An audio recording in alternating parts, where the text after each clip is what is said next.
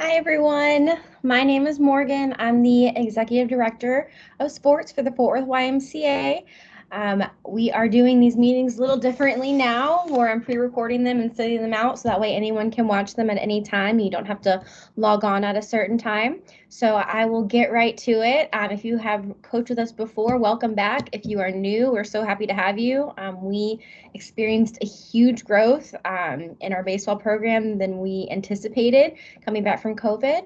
This will be our first full baseball season since 2019. We did a smaller one at the complex on in the fall, and so we're so excited to welcome everyone back into the full swing of baseball. So for the baseball season, I will be your one and only contact. Things have changed a lot since we last played baseball.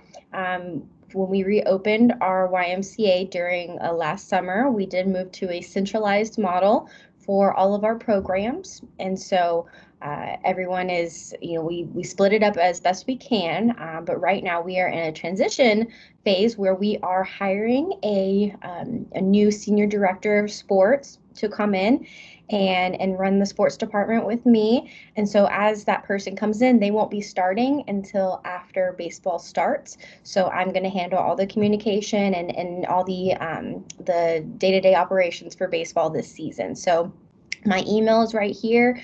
If you do need to call me, you can call your specific YMCA and they have my line that you can transfer. My line is at the sports complex, so I'm not there most of the week, but I can get your voicemails through my email so I can answer them. But, again, email is always the quickest way to get a hold of me. So if you participated in the Y before, you heard this. If you're new, our league is focused on building good kids, building character, not so much focused on the score of a game or anything like that, but we're really, our mission is to put Christian principles into practice through programs that build a healthy spirit, mind, and body for all. So we're really trying to make sure that our kids grow their character during the season. We also want them to learn some new skills along the way, but we really want to make sure that we're focusing on who they are as a person. And so with that, we want to make sure that everyone participates and everyone gets equal playing time. So there's no tryouts. There's no, kids sitting down for a whole game. For some reason, the kids should be getting, if they are healthy, ready, and willing to play, they should be getting equal playing time. We understand that there might be times, especially in the younger divisions, that kids just run off the field, don't want to play anymore. That is okay. But if a kid is ready and willing and able, they should be playing an equal amount of time as everyone else. Please understand as well that sometimes kids might have to miss practice, due to another activity or something that came up with the family. So we don't want players penalized for missing practice, penalized playing time. We just ask that you make, and we'll make this clear to the parents as well, that if they are going to miss, just give you a heads up. Same thing for games. If make sure that they're communicating with you if they're going to be absent from something.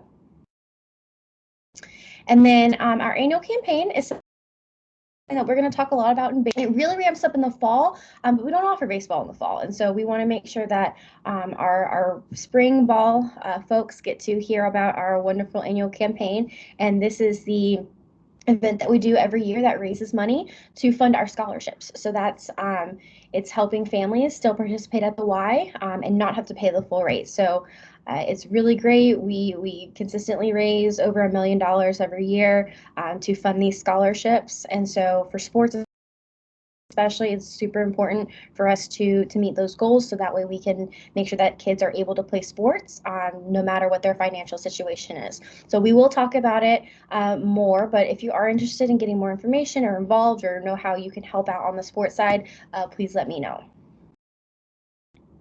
And then as far as being a YMCA volunteer, obviously first thing is you have to submit your volunteer application, pass your background check, and complete your concussion training. This is all done on Volunteer Matters, which I believe is new. I know we switched over to it in 2019, so not everybody might have switched back onto that. You might have been filling out the paper copies before. So everyone does have to fill out that on Volunteer Matter. The good thing is that you don't have to fill out a new one every year. We need to do the concussion training once a year, but as far as the background check goes, that automatically renews and checks, so you don't have to keep filling it out every single year. We do want the coaches to remember that you are the example to the kids and the parents on and off the field. So make sure that you're, staying calm in stressful situations, that you're being that positive influence, because they are going to feed off your reactions. So if they see you getting frustrated or mad or yelling at a referee or another coach or anything like that, they're going to think that's okay. So we want to make sure that no matter what situation is going on, you're always being a good example for them. If you haven't coached before, what we do recommend is that you come up with a game plan for practice, set your lineup the night before the game based on who's going to be there, and just trying to stay organized for that. You might get to practice and have 4 things you want to do and only get to do 2 of them, or the kids might go through them all and you need a couple more ideas. So just kind of have a plan going into it, and ask for feedback from the parents as well, because there might be other folks on the team that aren't full-time coaching, but they might have some good ideas about what the kids could be doing. And then also make sure that you set your expectations that first time you meet your team. So, when you expect them to show up for a game, what type of communication should they send you if they're going to miss something? Set your expectation for the players on making sure that they're being responsible on the field, that they're listening to you, all that. So just make sure that you come that first day, set your expectations from the beginning, so that way there's no gray area going through the season. Now, as far as our safety protocols, as of right now, nothing has changed. We've had our safety protocols in place in all of our indoor and outdoor sports since September, when we returned to league play. So as of right now, the YMCA has elected to continue those safety protocols our programs and in our branches. And so these include that spectators, players over 10, and then coaches and staff must be wearing a face covering while at the facilities. The players are not required to wear a mask on the field, so they can take it off. They're absolutely, if they want to keep it on, we do have some kids that want to do that, so that's totally fine. But we do expect that all the spectators around the field to keep their mask on the entirety of the time that they are there. Again, this is an ever-changing environment, so this could be different in a few weeks, but as of right now, and as we're going in the season, this is what we're planning for, and if there's any changes, then I will update everyone. Additionally, we are trying to make sure that we don't have too many folks crowded around the fields, and so we're asking that no more than 2 adult spectators come with each kid. Siblings, we don't limit, but we do want to make sure that we have enough parking at our facilities, and then also that we are, not having those big groups gather all around the one baseball field. So just be conscientious of that. And again, if anything with that changes or increases, I will let y'all know. And then we're asking that there's just no post-game group snacks passed out. So everyone can bring their own snack, that's fine. But right now, we're just not going to do the group pass out and everything like that. Now for the Sportsmanship of the Week award, this might be new for some of y'all if you haven't played with us in a while. This is where each week after the second week of the season, we are going to recognize a child in the program, one at each location, that demonstrated the YMCA core values. That's caring, honesty, respect, responsibility, and faith. So if you had any kids that week in a game or practice that you felt demonstrated these core values, then I'm going to remind y'all each week that, hey, send me a couple sentences about why you want to nominate this kid and why you think that they should be recognized that week. This has nothing to do with how well they played, how many balls they hit, how many pitches they threw, nothing like that. This is solely based on their character. So, the person that's chosen, will recognize them with a Sportsmanship of the Week t-shirt at their next game, take a picture, and we'll recognize them in the next weekly email and on our Facebook pages.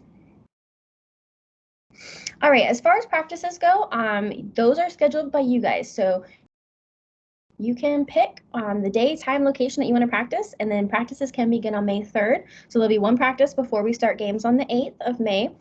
Some locations, if you're playing at the sports complex, you are able to reserve a field there. I'll email those coaches ahead of time what dates are going to be available, or days of the will be available for practice. If you're playing with Marine Creek or the Northwest YMCA, the Marine Creek fields will be available. Those are first come, first serve, but y'all are able to go out there. Other locations are, you can practice at a local park, a local school, an open area of grass. It's completely fine. I know y'all have a knowledge of a lot more areas than I do over in those areas, but just know that you're able to pick your location and practice. If you can pick it ahead of time, if you want to, you can wait to talk to all the parents on your team and see what works best, but that is within your control. And then Player Space is going to be our communication system. For those who haven't played since 2019, this is new for you guys. It's fantastic. It's where I create all the rosters, do all the schedules, and where I will send out all the communication once the season starts. So if you want to download it in the App Store, this is this blue star here is the symbol of it.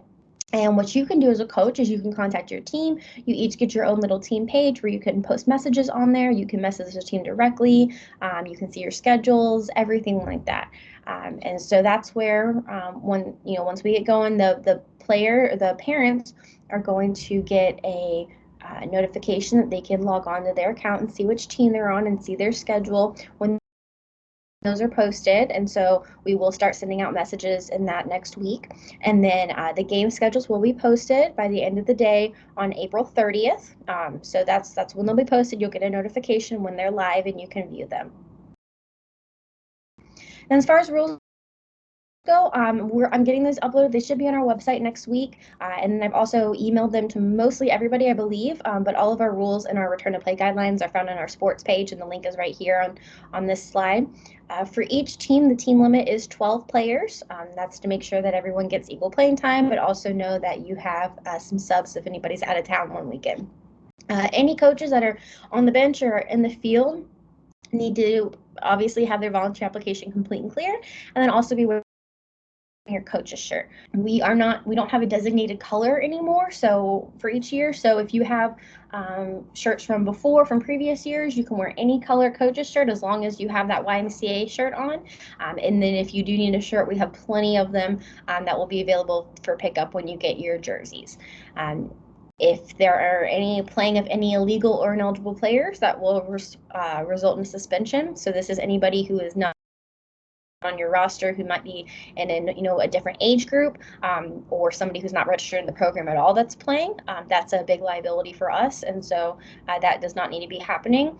If there is an instance where you are sharing players with another team in your division because one team is short, that is completely fine, but we just want to make sure that anybody that's on the field is registered in that age group in our program. And then if there's any misbehavior from any coaches, parents, or players, that could result in suspensions as well. So again, we just ask that everyone treats everyone with respect. We understand that there's going to be times in the game where, things that you might get frustrated with a call or something else. Address that with our referees after the game, or address it with myself if I'm at your facility, and we'll take care of that. But just make sure that everybody keeps a clear head. Let's see.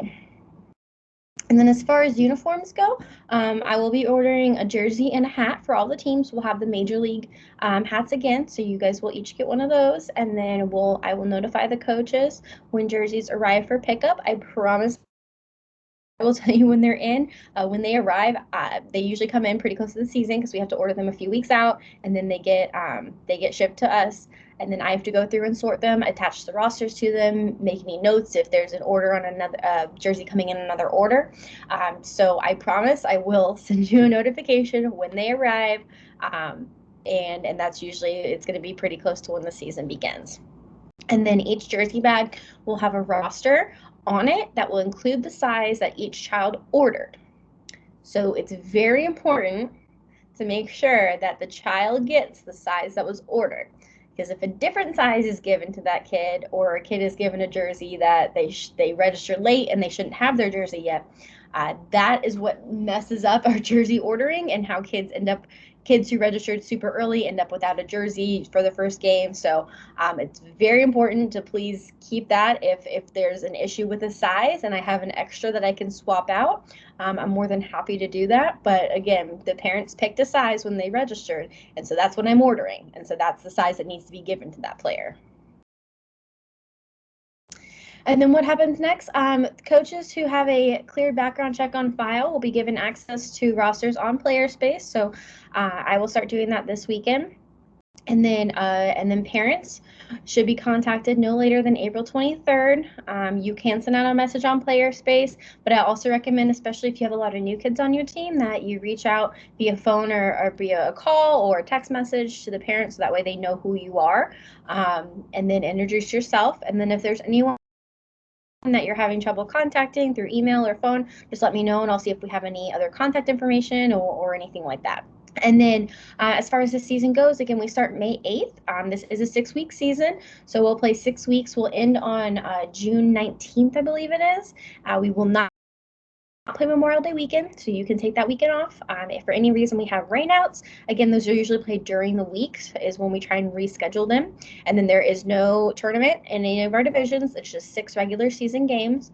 And again, like I said before, it's just going to be one of me. On Saturdays, I will not be able to be at every single site, but I will have a site supervisor at every site. And I usually have that staff wear pink shirts, so that way they can be distinguished easily. And that way y'all can, if you have a question or anything like that, you can go up to them and then they can relate to me if it's something that I need to know about.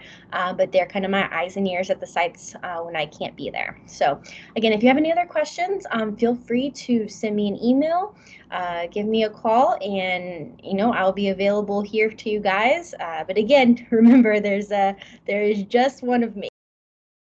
So, I'll do my best to get back with everyone as quick as I can. But again, just bear with me because we're going to go over about 900 kids at least for baseball alone. So it's going to be busy, but I'm so excited to have everyone back. And I appreciate you guys logging on and watching this video. And again, I'll see you guys in a few weeks. Thanks.